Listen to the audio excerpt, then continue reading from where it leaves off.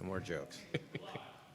Well, hello everyone, and good afternoon, and thank you all for joining us here for our first ever hybrid Miami at the Merc Enrichment event. My name is Addison Murtha, and I'm a senior at Miami, co-majoring in public administration and urban and regional planning. A little bit more about myself: I am from Toledo, Ohio, and besides being here today, I also work as a manager for the Office of Admissions. I help run the tour guides, help with scheduling and all that. I'm also a member of a social sorority, and within that chapter, I did start the mental health committee, so I do take great pride in that. We are very excited for tonight's panel. It's awesome to be with a group of Miamians that has so much expertise and involvement in the topic: whose city and whose streets. We'll explore themes, planning, including urban change, housing, transportation trends, and how to use public areas. We are also pleased to have both an in-person audience here and at the library and watching online today. Miami alumni and students from the classes of 1955 to 2024 are represented here today. Thanks to those who have submitted questions ahead of time and are also welcoming participation live. We'll involve the live audience later in the panel, as well as taking questions for those people watching online. If you're watching live, please feel free to submit questions and comments using the Ask a Question link below your video on the webinar site. I have a few quick acknowledgements, and then we'll begin the panel today. Thank you, of course, to our panelists for sharing their valuable time. Thank you for our team and the Miami University Alumni Association for planning and hosting this event. Finally, thank you to Walter Frank and the Mickey and Walter Frank Family Charitable Fund, providing the vision for the Professional Enrichment Series, as well as the financial support to help continue this series today. Now, I'm thrilled to introduce our panelists for this evening. I will let each of you give a brief introduction, starting with Rob. I didn't mean Rob, sorry. I mean David. Okay. That's right. I'm only her advisor. So my name is David Prithridge. I'm a professor of geography at Miami University on the Oxford campus. I teach and advise in our urban and regional planning program. I'm so happy to see so many alums here. My interest in this topic is I'm a recent author of a book called I'm going to forget the title and the name. It's about the public American right-of-way. And so I'm really interested in the law and engineering that surrounds the public street and thinking about who the street is for. So law engineering and the public right-of-way. I should remember my own book title. Awesome. Next, we can go to Kevin. Hi, I'm Kevin Jones. I'm the regional president for Huntington National Bank. I am a 1989 graduate of Miami. Love and honor. And am fortunate enough to serve in many civic endeavors here locally in the region. The 3CDC Board, the Greater Cincinnati Chamber of Commerce, something called Ready Cincinnati, which is our economic development engine. I also sit on the Convention and Visitors Bureau Board, the Cincinnati Regional Business Committee, have involvement with the Port Authority of Cincinnati, so economic development and certainly transportation is part of that, as well as regional planning is very important to us as a bank. And next we can go to Aaron. Hi, my name is Aaron Brown. I am a city councilman for the city of Forest Park, the second largest city in Hamilton County. I actually also serve on the city's planning commission, and I am very involved. I consider myself a community builder, but I'm also formerly used to work with the Port Authority doing residential development, and also with LISC Cincinnati doing housing. So I look at housing and community building as a whole as kind of like my bread and butter. Really, that's it's kind of a bit about me. I came out of Miami 2017, and I have 2 degrees from Miami. So I have an associate's and then a bachelor's, and then I also went to UC, don't hold it against me, for my master's degree in master's in community planning. Awesome, yep. I'm Dan Bauer, Deputy Director of the City of Cincinnati's Department of Community and Economic Development. That includes our housing, economic development, and parking divisions. So the streets impact everything that we do, from the on-street parking operations to kind of the development of private space that's impacted by the public street. So it's a topic near and dear to our hearts. Very passionate topic of mine. Includes residential parking. I feel very strongly about that topic, and other uses of the public street. I won't tip my hand as to which way I feel.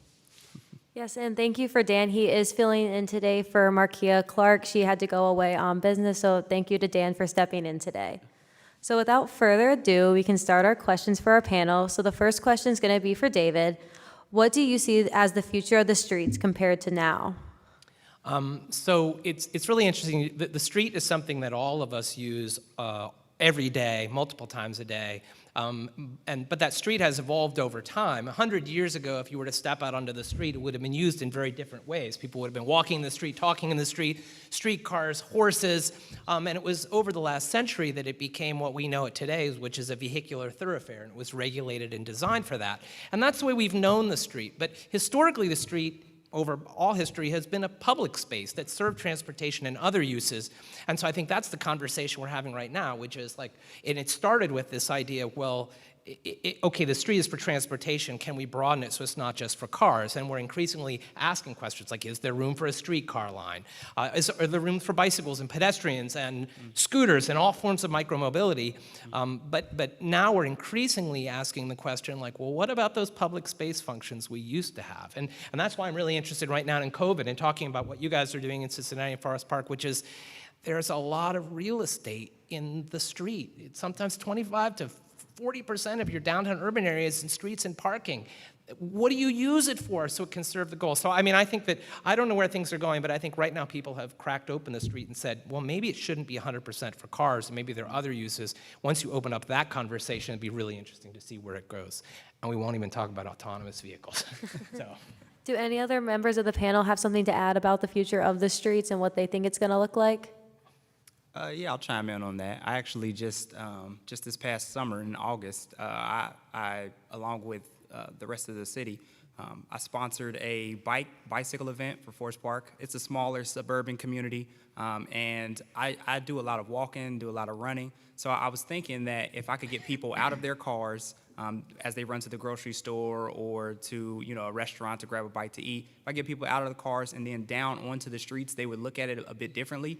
And also last year, with a lot of the efforts happening in Cincinnati from the Better Bus Coalition, as they were trying to get a bus lane, I wanted people to think about transportation differently. So that's why I sponsored the bike event. It was a bike and cyclist event because we also have a very robust aging population, so a lot of people walked, but there was a tremendous turnout. It was about 100 people showed up. And then people got on their bikes and they were riding around the neighborhoods and they got to look at the green spaces, and just at a different level, they started to think like, well, hey, maybe we shouldn't have, not only just driveways, but on-street parking as well. Maybe some of these can be bike lanes. And Forest Park is pretty hilly, but at the same time, I really think people took to it, and we're going to start to think more intently about how we're going to use the money that we get from the Issue 3 campaign as far as our infrastructure and transportation. But I think multiple modes of transportation, and then thinking differently and more intently about how you use the street space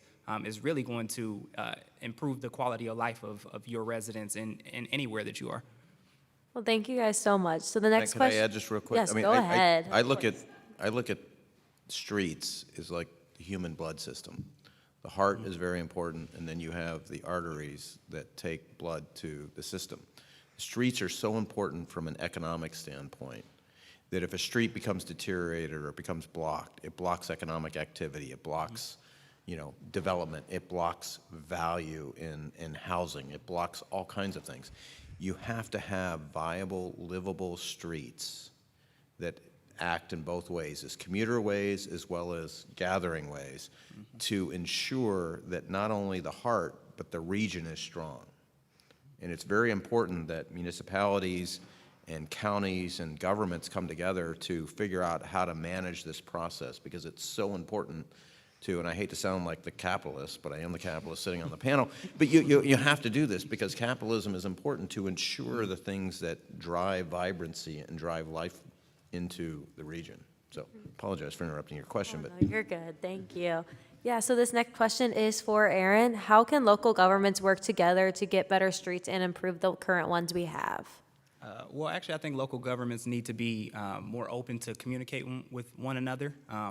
In areas like Cincinnati, Cincinnati's like very neighborhood-based, so people tend to stick to their own area. And then Cincinnati is not talking to Forest Park, and then Forest Park may not be talking to Green Hills or Norwood, et cetera. But I think not only if we communicate with one another about thinking about regionally, because if I have a thoroughfare that goes through my particular area, I'm not only responsible for the section of, let's say, Winton Road that comes from Forest Park.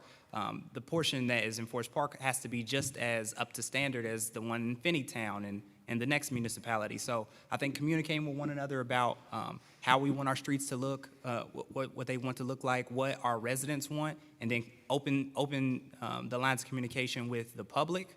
I think we have to be very intentional about that. And also relying on our regional apparatuses like Ready, Cincinnati, and like the county as well. So, because what affects one of us, directly affects all of us indirectly. So I think we have to open up those, like I said, those lines of communication doing that. Yes, thank you so much. So this next question is for Dan. So there has been talk about certain cities privatizing the streets, and even in possibly Cincinnati. Can you talk more about the privatization of streets and what that could entail? Sure. A lot of our work, if you think kind of the initial reactions to the COVID-19 pandemic, were how to keep businesses in particular operating. So there was a lot of concern with the furloughs of staff throughout and just business closures the onset of the pandemic. We looked at the street as a means to allow these businesses to continue to operate, to continue to do business outdoors, especially as you went through the March, April, May, June of 2020. So the city, through a series of emergency declarations, did allow for the use of that space on a temporary basis. You're thinking of the streeteries and outdoor dining in particular. We also did things like carry out and loading zones, but it was attempts to ensure that commerce continued in this kind of odd and unusual period. But we've transitioned from that. So as the emergency orders have rolled off, we've moved to more permanent programs, but they're not permanent from the standpoint of we're giving away the street. So the street, from the city's perspective, is a public asset that there has to be thoughtful and deliberate consideration whether to make it for a private use long term. So what we have done is we've created outdoor dining as a program that can be applied for on a temporary basis. So it's a privilege that, if it's granted to a business and a streetery is constructed, it's only until there's another municipal need for that area. So it doesn't preclude the city from using that same public curb in the future for bike lanes or bus lines, should that be kind of the public good in the future. Do any of the other panelists have anything else to add about the privatization of streets and that possibility? Yeah, I think it creates potential for urban revitalization in a manner that we haven't thought of. We think of urban revitalization in terms of taking care of blighted properties and making things livable again, but we also got to make things, whether it's a sidewalk cafe, that's kind of like a small park, right? It's a gathering spot for people. And I think the city should be, and other cities and municipalities should be involved in that, because as we talk about parks, everybody says, well, that's a municipality or municipal responsibility. I think it's a great way to partner with private enterprise to create park-like settings, which create little gathering spots to all of the points of the streets are important to communities. I think it's a great opportunity and a great potential use and current use of what's going on. To me, it's forward thinking, but it's also responsible thinking. Well, Kevin, we're going to keep you talking because this next question is for you. Can you talk to us about the differences COVID will make on our urban reuse? Well, that's a huge challenge, representing a corporation that used to bring people into offices all the time. Think of the 8 to 5 commuter work, and COVID has changed dramatically the way people work. And whether we're a small employer downtown or whether it's a Fortune 500 company that's headquartered here downtown, it's going to change the way people flow. And as it relates to urban use, street use, we have to figure out ways to continue to drive, and I hate to say the word traffic because it has a negative connotation, but traffic is very good if you think of it as it relates to internet traffic or other things. We need to think about it the same way, is driving people to come to places, which creates flow, which creates exposure. And so to the point of some privatization by creating a little gathering spot, how do we do that so that we can not force people to come back to work together in downtown office environments like they used to, but create opportunities for them to want to come together and collaborate? You know, the human is a social being. I don't think you can operate alone. Eye contact is important. You can't build culture without bringing people together. And we need to create ways to facilitate that process in a friendly way so that people can come in and want to engage when they want to engage and then disengage when they want to disengage. But it's going to be important to be able to do it so that they don't have to sit in traffic to do it, literally, or they are not hindered because something changed in their life and they can't do this, they can't park, they can't figure out a place to go work. So it's a huge challenge that I don't want to say is unanswerable. It's just evolving. It's going to continue to evolve, I believe.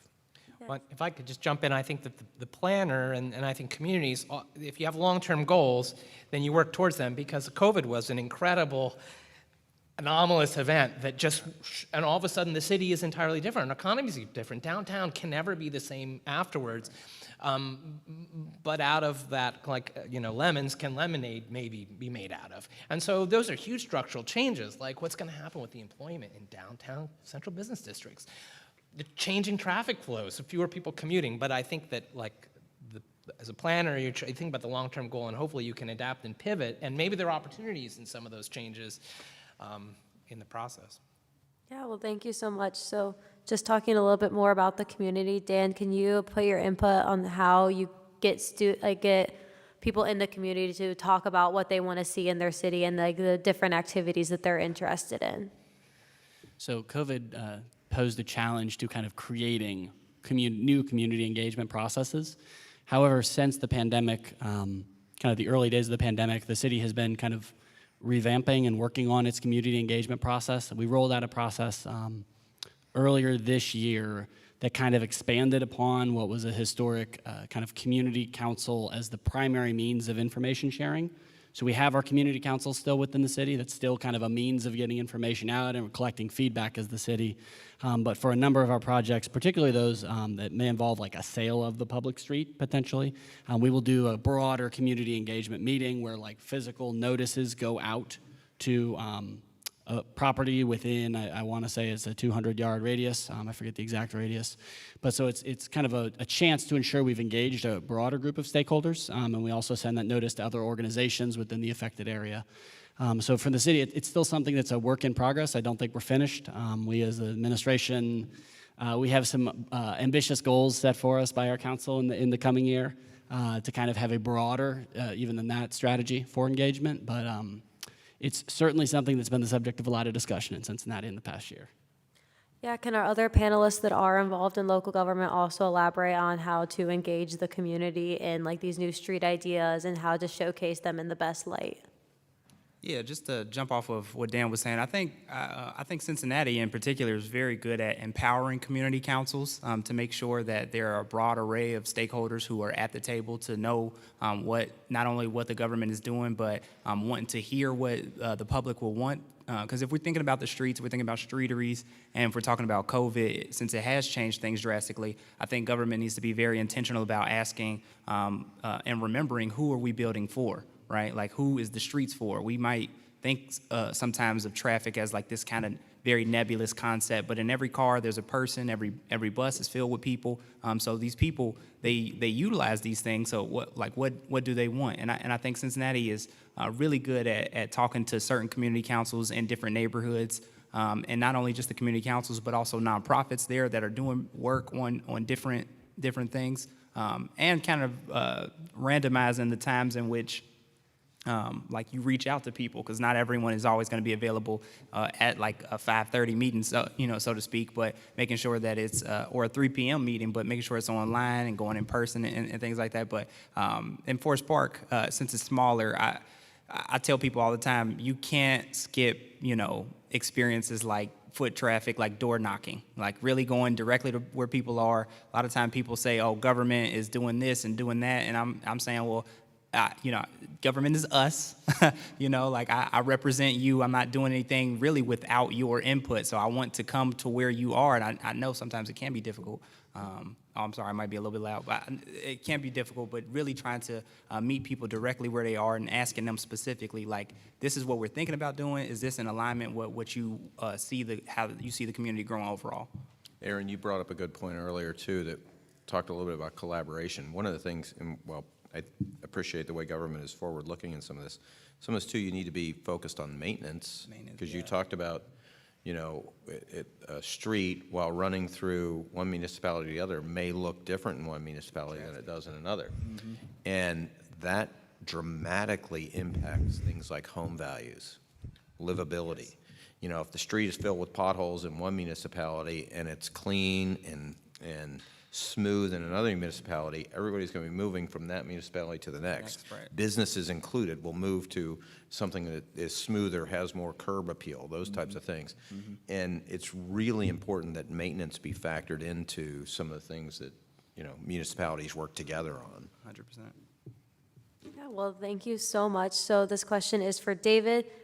The word has been mentioned a lot, streeteries. Could you by chance help describe what a streetery is in case people don't know, and a parklet, and why they are extremely beneficial? So if you've been in a city since COVID, you may have seen some things that were kind of being tried in certain limited places, which is the idea, and it's been an evolving idea, which is that if you think about the city street, there's the travel lane, and then often along the side of the travel lane are parking spaces. And we've dedicated a lot of our public streets to the storage of cars. You put a quarter in or $1 in, and you get to store your car there. But cities, over recent years, people experimented, well, couldn't we use that space maybe for something more valuable than storing an automobile for an hour? And so this is what's inverted something, the idea of a parklet, where you can convert a parking space or two and create a public space, whether it's a purely public space or whether it's a cafe space.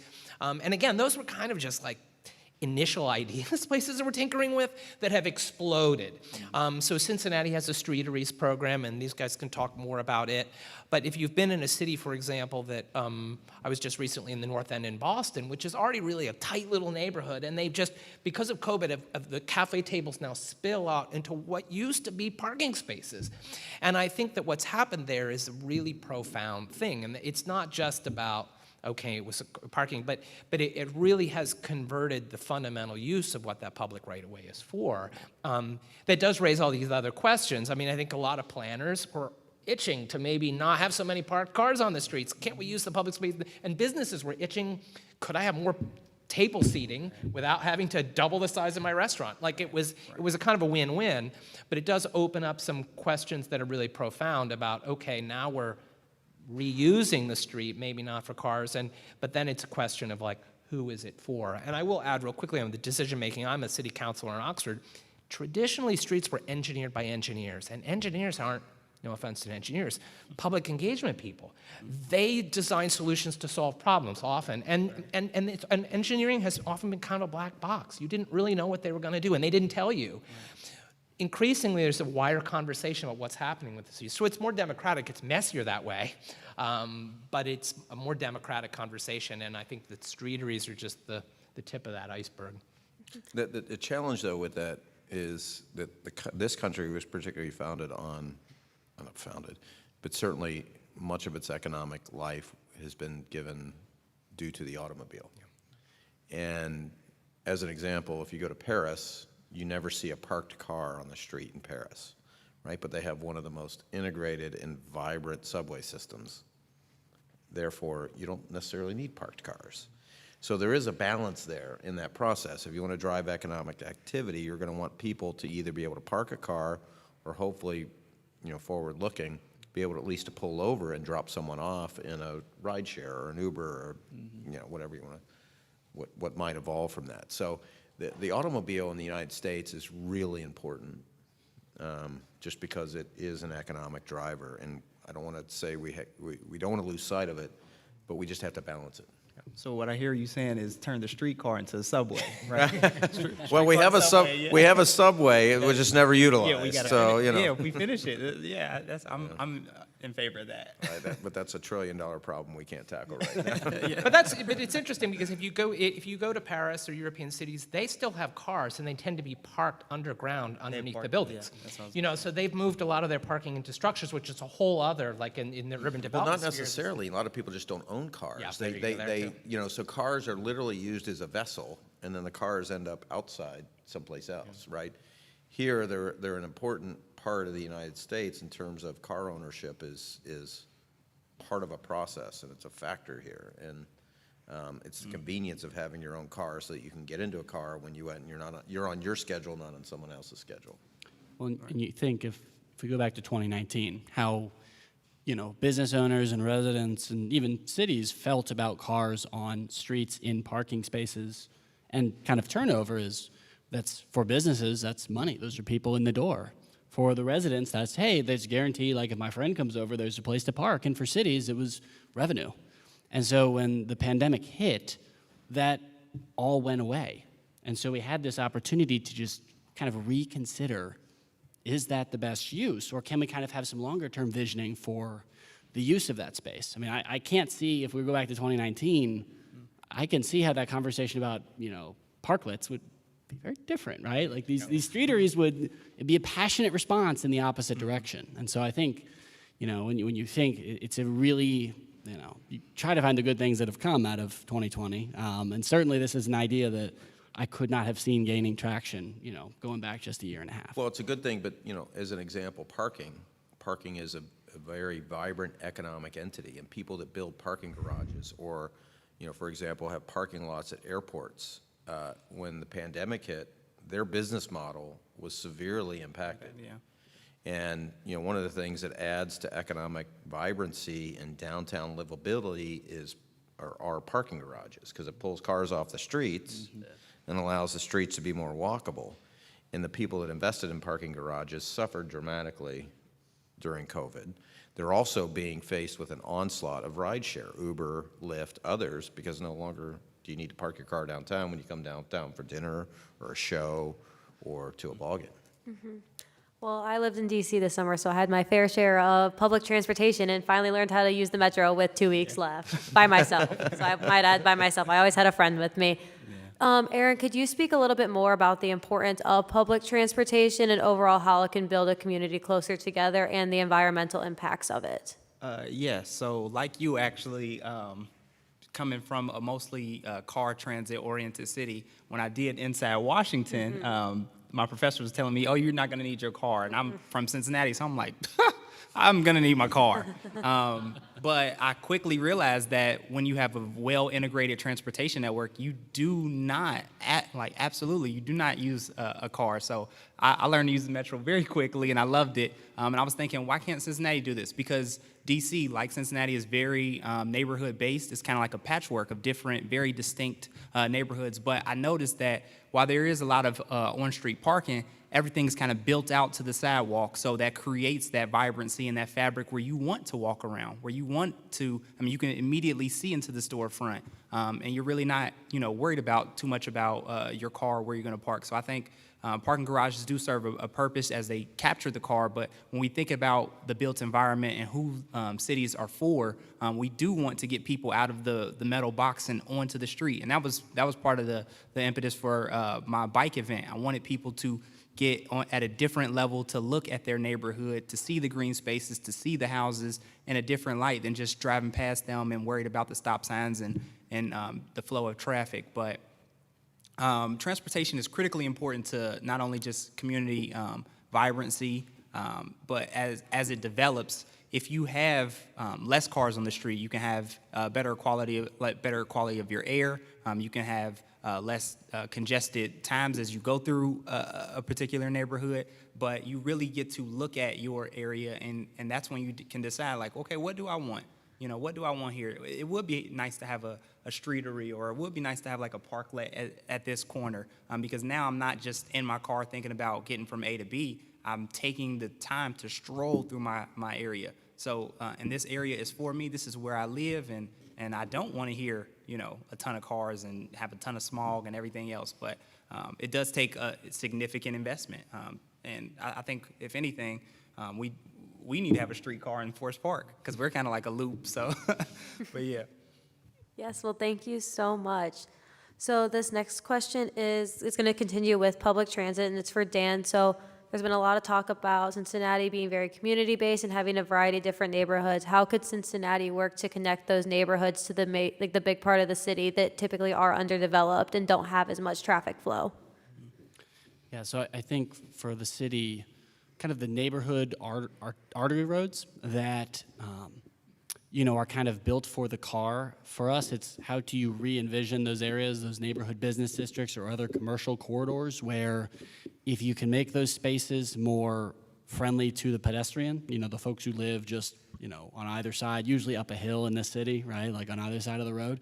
If you can make those spaces more pedestrian friendly, if you can encourage with the right incentives development along those lines, and then with what Metro is going to be doing kind of in the broader county, have that public transit that goes up that line.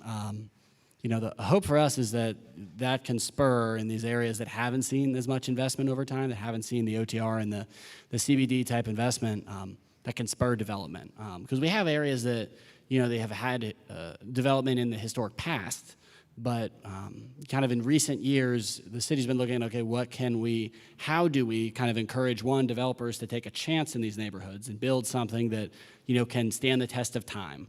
And then two, how do we kind of do that in a way that kind of works for what the neighborhood's goals and ambitions are for kind of bringing back their community? Thank you so much. Kevin, you have been mentioning a lot about businesses. How can we incentivize businesses to have these streeteries and parklets? One, I think the city's doing a great job of at least being open-minded to that. I mean, I'm not critical of the past, but in a lot of cases, cities trying to think in the manner of their constituents would just not be open-minded. And I think city leadership has been very innovative from that perspective. But touching on SORTA as an example, the way SORTA came together and the city owned SORTA and it transferred to the county, because really what it is a regional transit system and not a city-based transit system. And as an example, why it was so important is when it was built on, we'll use the airline model, the hub and spoke model, except the hub was downtown Cincinnati. So if you wanted to get from Montgomery to Forest Park, you had to go to downtown Cincinnati and then back out one spur and then back. Okay. So it would take you 4 hours. So part of what SORTA is doing now is rerouting. So how do you get cross-county, not cross-town because the city's small in the county, but how do you get across county in a more efficient mode? So I think it's really important. The other thing as it relates to business is we in a lot of ways think of just how do you get to and from work or how do you get to and from entertainment. If you have a single parent who's trying to get a child to a doctor, the bus system by no means ever worked for that person. Yeah. They could only get from point A to point B and they couldn't get to their pediatrician or they couldn't get to a dentist. And if we can rethink SORTA, and that's what SORTA is thinking through, is not only how do you be impactful from a business standpoint, but how do you be impactful from a societal standpoint so that you are not so reliant upon being a single parent and owning a car and having an apartment and making sure you can get your child to the doctor, to school, to the dentist, to some other need that they have. If you can use public transportation to do that, that's what really is going to benefit and generate a lot of economic activity and vibrancy. Yeah, I think just to touch on that, just a lot of people think that Cincinnati is a very affordable city, and in a lot of regards it is, but when you do have a robust, well-integrated public transportation network, people who may not be able to afford a car can get to and from work and can get to daycares and even to entertainment places. Not everyone even wants a car, and there are a number of costs associated with the maintenance, and I mean, gas prices are crazy right now. It hurts even me. So it's very important that we do invest in a well-integrated transportation network, because just as a quick anecdote, a lot of my cousins who live in Forest Park, they worked at Kings Island, and to get from Kings Island previously, you would have to take the bus from Forest Park downtown to go out to, Mason, when we were closer to Mason initially. So, it was issue 3, but I think it was Metro Moves campaign. They are asking a lot of municipalities, like, well, what type of routes do you want? Because even to get from Forest Park to our neighbors like Springdale, there weren't too many cross-town routes. So add in more cross-town routes, add in the option for people who, low-income individuals in particular, who don't have a car, don't want a car, can't afford a car, or just the general costs that come with it. That's what makes a community grow. Because if everyone If we choose to live in the city, if we choose to live in the built environment, everyone should be able to participate and get all the amenities and resources they need to live equitably. Yes, thank you so much. This question is going to be for every member of the panel, just going down. What do you see the future of public transportation? Are we going to see the Amtrak and Metro in every city, or what do you see public transit being in 50 years? Well, I'm a person who looks at big trends, and if you pay attention, for example, to some of the economic challenges, the climate challenges, like we have to diversify our transportation system. Our current, that's owner-occupant vehicles that are powered by internal combustion engines is not a regime that the planet can afford forever. And also it has I think that what we're looking at now is a kind of a diversification that may be the way it was a little bit more 100 years ago, when we didn't have one mode that served all purposes, but we have streets that serve streetcars and cars and autonomous vehicles and pedestrians, and that I think we need to serve the diversity of what the city needs of the streets. But I think it's also like the street is a reflection of what the society is. And so it's hard to know where things are going, but I know that I'm bullish on cities. I'm bullish on our need to think about sustainability, which means I think streets, public transportation are going to have to be part of the mix. So I think I'm optimistic. But again, there are a lot of wild cards. No one saw e-scooters 10 years ago. We didn't know batteries could power hoverboards. So it's hard to say. That's a great point. I mean, but we used to have inclines. So if you wanted to get to the top of Mount Adams, you used to ride an incline. And you used some form of transportation to get to an incline. And once you got to the top of the incline, you had another form of transportation. In some cases, it might have been a streetcar, or it might have been a horse and buggy. To your point, there are, the birds, there are hoverboards, there is Uber, there is Lyft. It's going to be a continued evolution of integrated transportation, ride share, car share. Imagine if you got to some place and there were just a pool of cars, that if you needed to drive someplace, you could share a car with you and your neighbors. I don't know. I'm just using it as an example. But it's going to be integrated, and the best way it's going to be integrated is through technology. To me, that's the great opportunity we have as a society, is to take technological advances. We can now transfer, and I'm not going to say this just because I'm in the business, but I can send you money electronically, right? And it's there in 30 seconds. And we never have to give each other cash. We don't exchange a card. You could do the same type of thing with transportation, perhaps, that could be innovative, and think about the way people can then interact. And to your point of whether it's integration of economic opportunities, there's so much opportunity in just being more thoughtful and purposeful on transportation. Right. In 50 years, let me be an optimist here, I see a train from Cincinnati to Cleveland.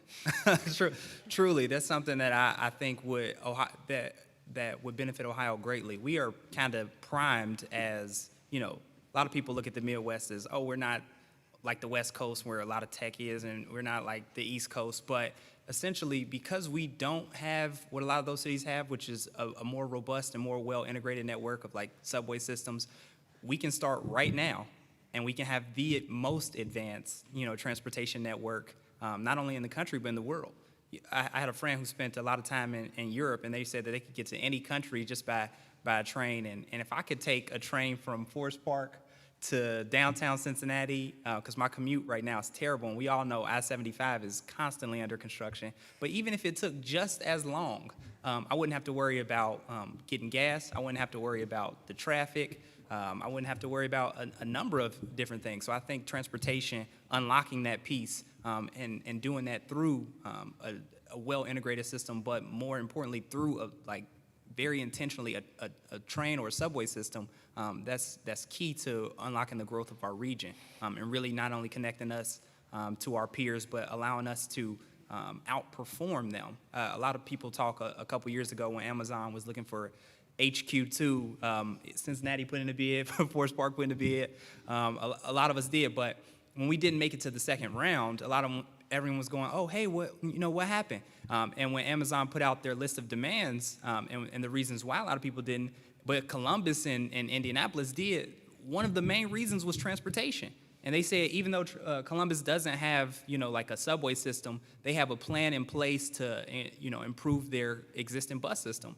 And that's a lot that we're missing out on. Now, there are pros and cons to having like a place like, Amazon come to your area. I think we could have benefited economically from the jobs, but some people have, a bit misgivings about large corporations. But at the same time, that is a missed opportunity, right? That is a missed opportunity to grow, and that shows that larger corporations will overlook us if we don't start to think, be more forward thinking about transportation networks and not having these very antiquated ideas about every one person, one car. But no, like people are social, we're communal, but we do need to collectively come together to have municipalities talk to one another about regional transport and how we're going to grow as a region instead of just how we're going to grow our tiny area. The irony, Aaron, in the HQ2 award was they went to Washington, D.C., where traffic and transportation issues are as exacerbated as they are anywhere in the country.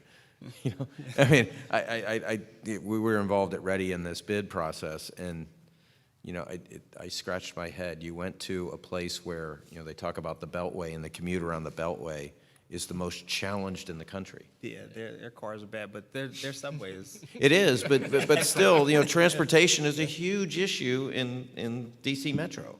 Yet they chose that. I don't know. And I'm not minimizing what you just said. You're exactly right. We need to have a fully integrated transportation system. But they chose one where it was fully integrated yet equally challenged. Yeah. Well, I think it's clear it's going to be larger, more efficient people movers. I find it challenging to figure out what the exact means and methods that'll be. I think for us, I know like we think within Cincinnati parking, I mean, the single vehicle operating and parking at that curb space will be fewer and fewer and fewer over time because the public is going to demand different uses for that space, particularly, uses that benefit the pedestrians and the folks who, live there and have other needs than, the storage of someone's personal vehicle. So, well, that's been, who's used a coin meter recently, right? Like, there are things that you grew up with as a child that you, I thought we took them all out of the system, but no, but recently. So I think there's things that we grew up with and they're gone. And so I know that's the evolution of parking and the evolution of what we're going to use the curb for. The writing's on the wall. I think it's more, as a society, what are those creative uses that will benefit us that we're going to transition it to?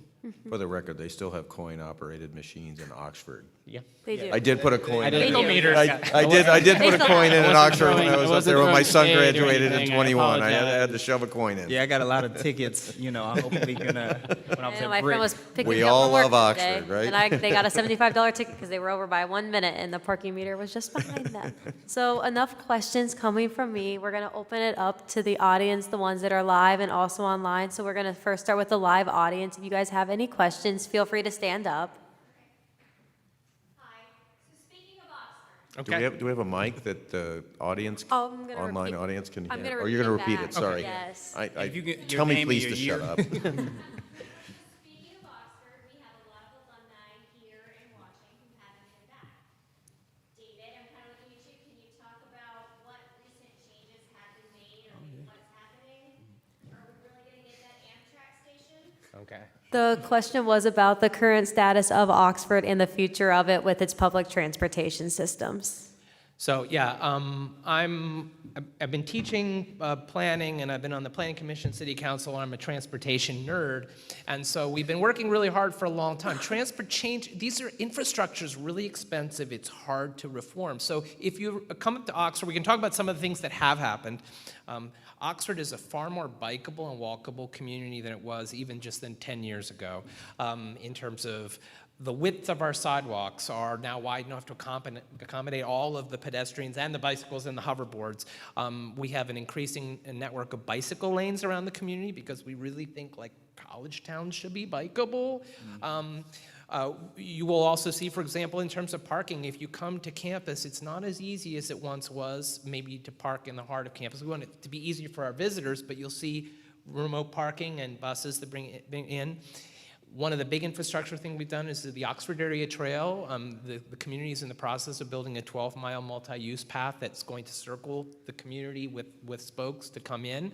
And we've constructed, I don't know how many miles of it now, and by the end of 22, you'll be able to circle from the covered bridge up here all the way around to the Talawanda High School. We just got a $2.7 million grant to connect our middle school and high school. So that's really big. And Amtrak. I'm optimistic within a week we'll have an infrastructure bill, which I think is then going to get Amtrak to commit to Oxford, and we have budgeted in the city in 2024 to build a platform. So I'm optimistic by 2024, multiple trains a day will be passing between.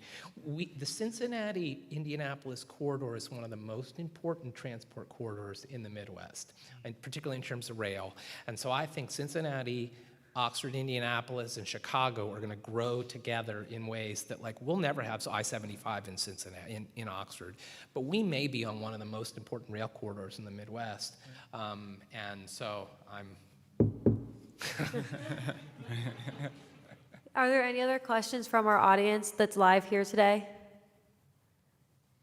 I have one. Yes. For Kevin. So there's a Huntington Bank in my neighborhood. So I'm asking you to put on your Huntington hat. And it's sort of in a residential area. It's a moderate parking lot. It's got sidewalks around it. So I'm wondering, what should our expectations be of corporations like Huntington when it comes to accessibility and walkability, neighborhood friendliness? So not just Huntington, but other corporations. What should we expect the values of corporations in our neighborhoods to be? Yeah, for the online audience, the question was about how corporate organizations can work to improve walkability and accessibility in the future. Thank you. I appreciate the question, and thank you for mentioning. Broadly, I'll talk a little bit about financial services. Financial services, as we all know, is being challenged like other industries due to digital. So money transfer, you can open accounts online, you can do all kinds of things. You just don't need to go into a bank branch anymore. Your bank branch is in your pocket, it's your phone. So far this year, we're approaching 70% of all checks, if you still get a check, 70% of them are deposited via a mobile device. COVID, when it hit, transferred branch traffic to nearly 70% of branch traffic now goes through a drive-through. So as we're talking about transportation, people are coming in cars instead of coming into branches. I don't know what the future of branch banking is. I don't want to be draconian like they're going to disappear, but branch traffic is clearly changing and certainly declining. But branches and banks are vitally important to communities. And you'll see not just our bank, but other banks announce these community plans. You can't have 25% of your population marginalized or just not participants in the financial services system or the economic system. It's not a sustainable way for our society. I'll put my capitalist hat on. We can't have 25% of our population not utilizing the banking system, buying cars, purchasing homes, engaging in economic activity. It's really important. The bank branch symbolizes community investment in a lot of ways, right? Oh, I got to go to the bank, or I'm glad the bank is down at the corner because it represents stability. I don't know where that ends up, but we're going to be still part of it somehow, some way. It's important. Local matters. Local matters in politics and our elected officials. There are many federal things that will come down and help us in many ways, but ultimately we put it together locally in a collaboration with corporations, not just banks, others.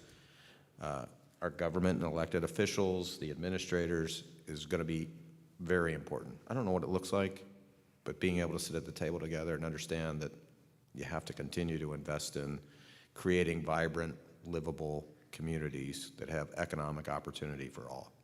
And one of the things that we often talk about what government can do with corporations, but people literally vote with their feet or with their app clicks. And if you no longer go to your bank branch, you can't be surprised if it disappears in a certain number of years.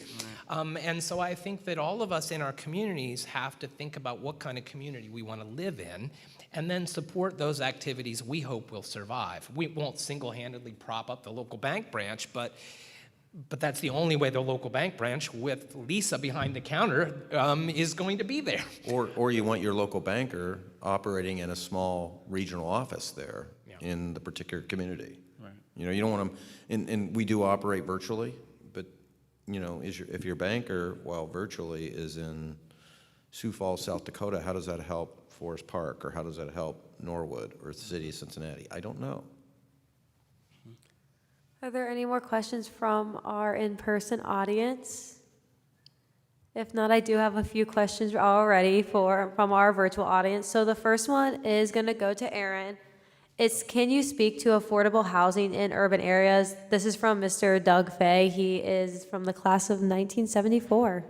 Okay, affordable housing in urban areas. Well, so I think housing is kind of, well, not kind of, it actually is the most important issue of our time.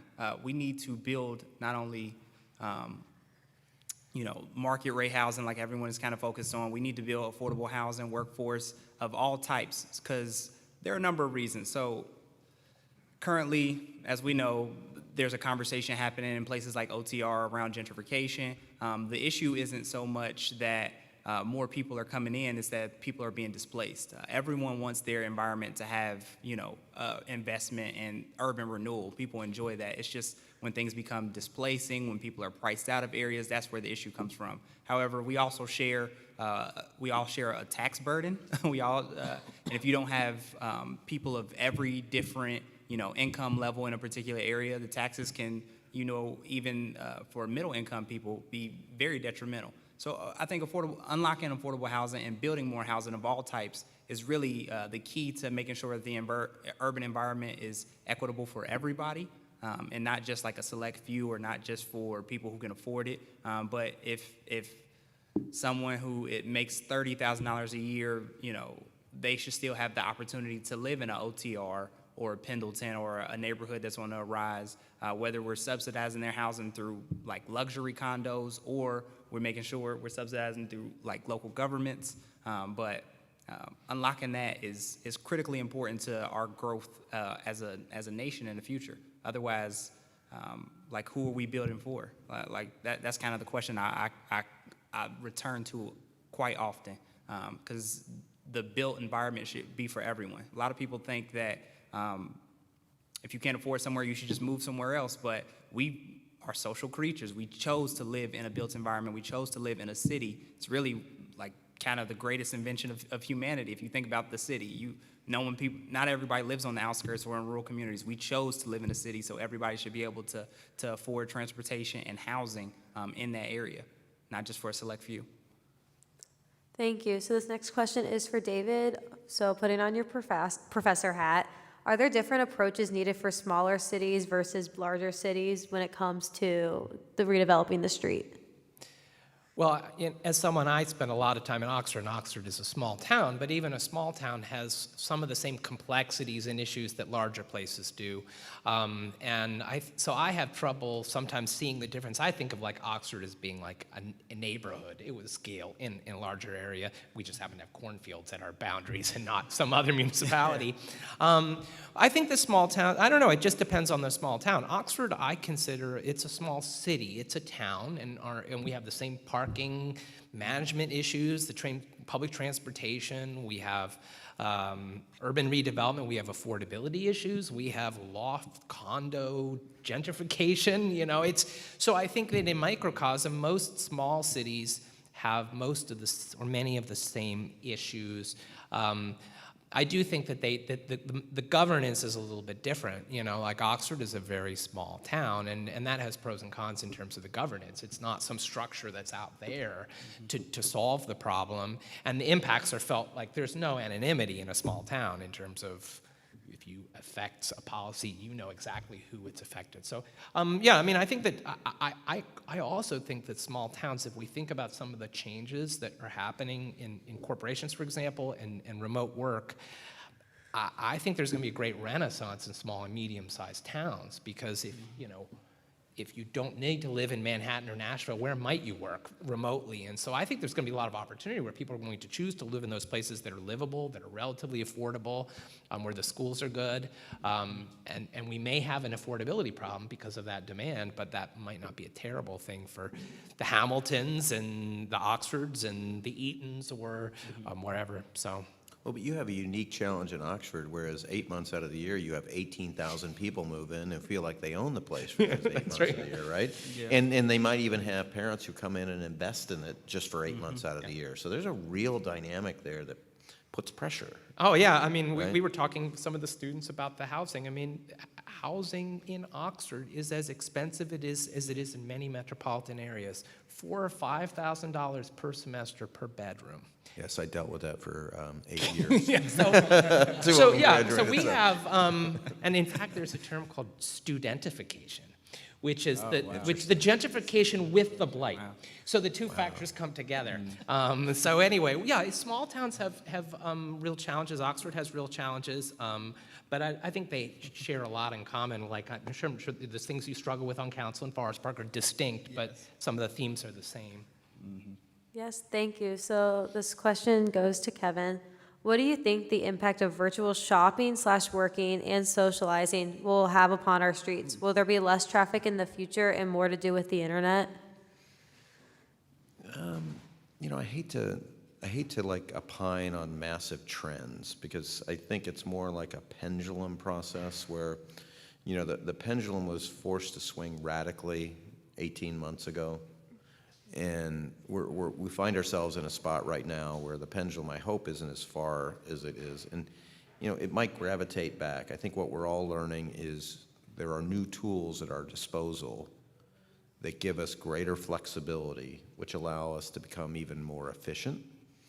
And I think if we can figure out ways to capitalize on those efficiencies, we'll just continue to evolve and better ourselves as a society. We got to make sure we don't allow those that are being marginalized to be further marginalized by that. It's just not fair. We need to figure out ways to manage that process as a society, but capitalize on it for the continued evolution and betterment of people. Generally, as I mentioned earlier, the human is, and Aaron talked about this, we've all talked about this, the human is a social being. I hate to get really philosophical here, but I'm going to say this. If you think about when an infant is born, other than crying to express dissatisfaction or hunger or, you know, going to the bathroom, its first real sense is when it opens its eyes and looks at its mother and smiles. Eye contact is fundamentally important to the human. It provides joy.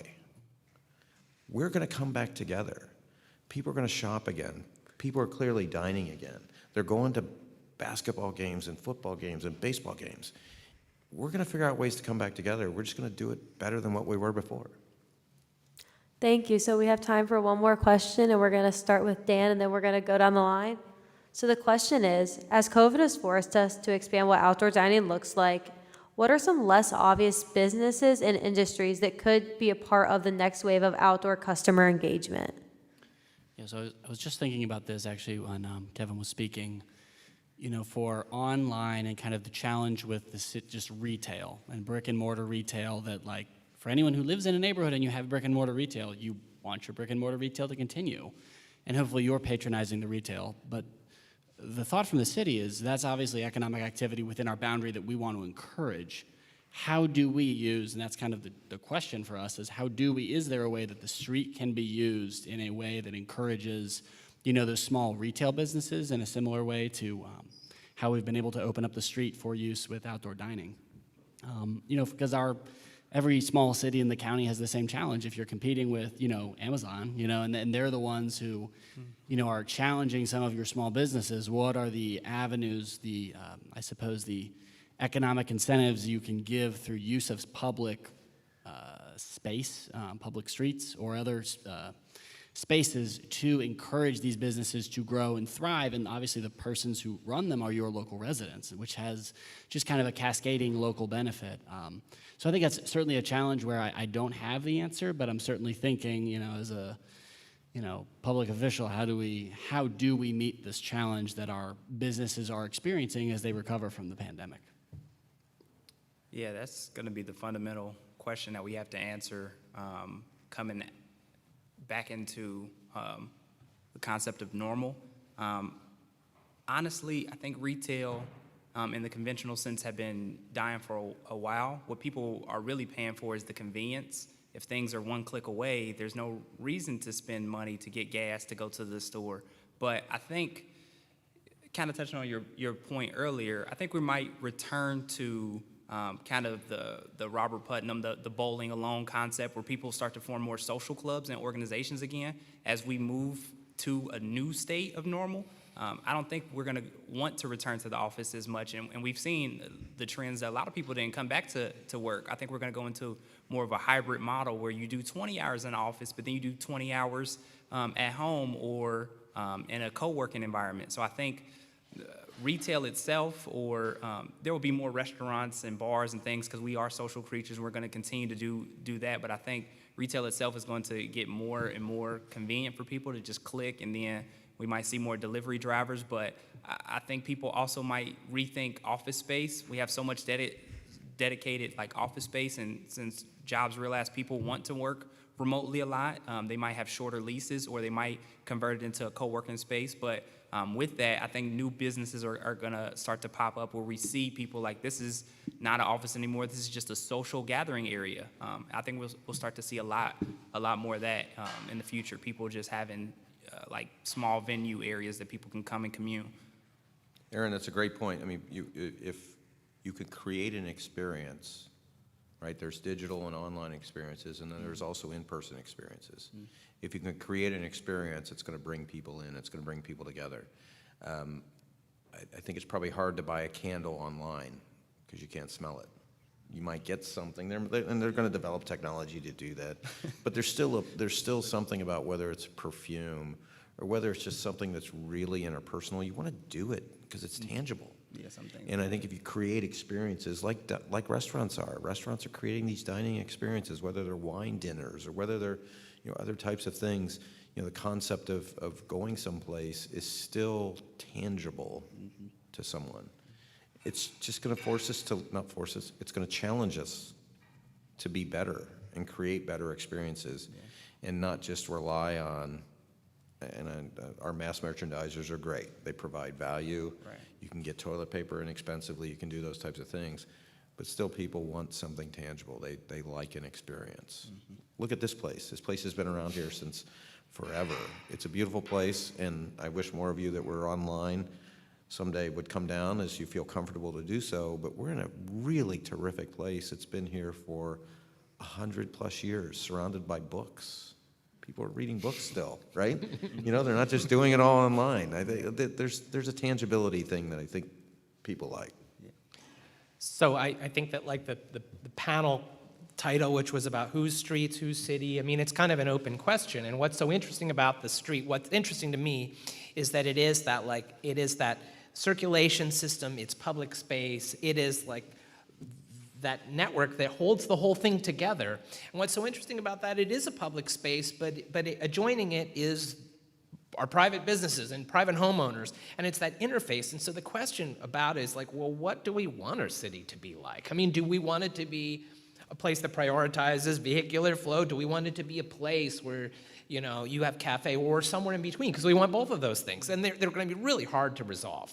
That we're going to want to have the cafe, but we also want to get across town quickly. And those are the challenges that the street has to do, all of those contradictory things for us sometimes in the city. But what I'm really optimistic about, though, is that by opening the thing up so it's not just an engineered space that's for vehicular throughput, it can be for all these things. And it's a question, what do you want it to be for? And how do you want the street to support, think about all the economic activities that could happen in terms of, I don't even want to say it, but you go to Nashville and see like you have the beer where people ride and drink and pedal. Whether you want They have that pedal activity- wagons what's here. that? We have The pedal beer wagons pedal here. wagons. Yes, we have Whether pedal you wagons want here, them or absolutely. not, like there's a million different ways that public space can be used. So it's really the same question we're asking about our riverfronts and our parks. And there are no simple answer, but once you have that conversation, you can maybe have it guided by those values of like it makes a better city for you in the future. You bring up a great point on parks, right? I mean, government does a great job with parks, right? No one's going to build a for-profit park because it looks like Kings Island, and I'm not bashing Kings Island, right? But if you think about Smale Riverfront Park and the other parks, Forest Park has terrific parks, and the Hamilton County has terrific parks. These are places where government can invest to create spaces which are livable, bike trails, those types of things. That's part of the system, right? For-profit, nonprofit government. You've got to get them all at the table together, working through, just as you were explaining, David, how do we make this work for everyone? And it's not going to work for everyone. Some people will not be able to, some entities will not be able to participate or engage with it, but you got to try and make it work for as many people as you can. Yep, well, thank you guys so much. And what a great discussion. Those were terrific questions from our audience and very thoughtful answers from our panelists. We hope you've enjoyed this discussion and learned something about planning from this great group of Miamians. One more thanks to Walter Frank, Miami class of 1959, for helping to keep Miami connected with Cincinnati by supporting this event series. Thank you once again to the people watching today live and online, and a big thank you especially to our panelists for providing their time and their expertise. Thank you, everyone, and as always, love and honor.